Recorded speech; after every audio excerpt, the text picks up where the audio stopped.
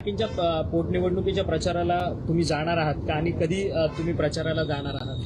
बारामतीमध्ये 2-3 दिवस त्या ठिकाणी आम्ही असणार आहोत. तिथं जाऊन काही ठराविक लोकांना भेटून त्यांना विनंती करण्याची आमच्या सगळ्यांची त्या ठिकाणी जबाबदारी आहे. याच्यात होतं कसं, खरं तर ही निवडणूक बारामतीकरांवर आपण ढकलून मोकळं व्हायला पाहिजे. झालं असं जे आम्हाला कळतंय की काही निरीक्षक तिथं जातात, निरीक्षक तिथं जाऊन बारामतीकरांना आदेश त्या ठिकाणी देतात. बारामतीचे पवार अजितदादांचे जे निष्ठावंत कार्यकर्ते होते त्या कार्यकर्त्यांवर हे जे निरीक्षक तिथं गेलेले आहेत ते अधिकाराने बोलतात.